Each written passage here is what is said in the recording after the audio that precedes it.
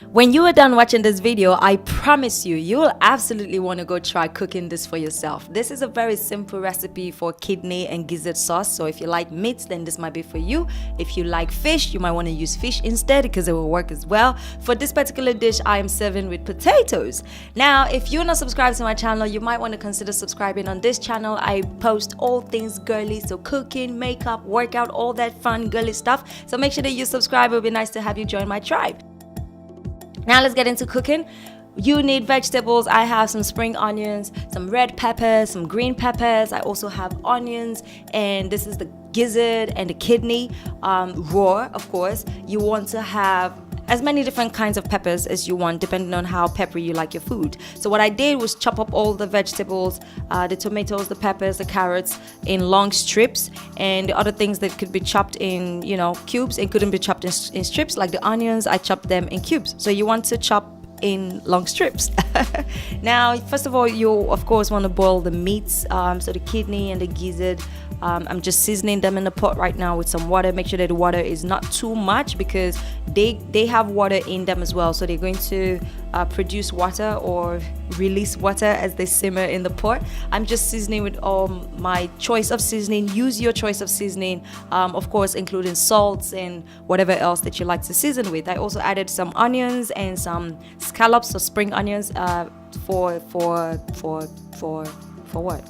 For aroma and flavor, is it? Yeah.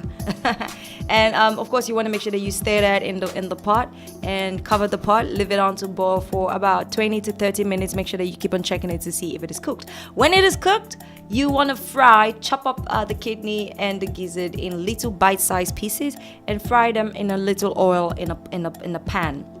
So what I'm doing here is just frying and getting them to be browned up and crunchy.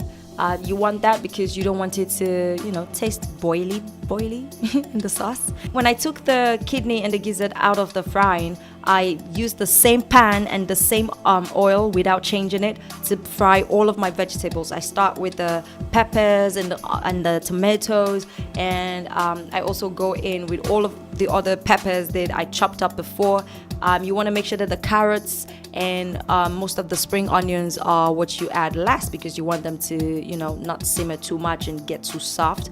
So you also want to add the gizzard and the kidney that you fried initially back into the same pan and turn everything around and make sure it's good. The other thing that you also need is the stock from the boiling of the kidney and the gizzard. So I just added some stock in there. You can keep the rest of it for another dish. I made another dish the following day, and I'm going to leave a link for you down below to go check that out. So like I said, the carrots and the spring onions will go in last because you want the carrots to be a little crunchy and you want that spring onion to bring in some flavor just at the end of the cooking. You just want to stir that up a little bit and cover the pan.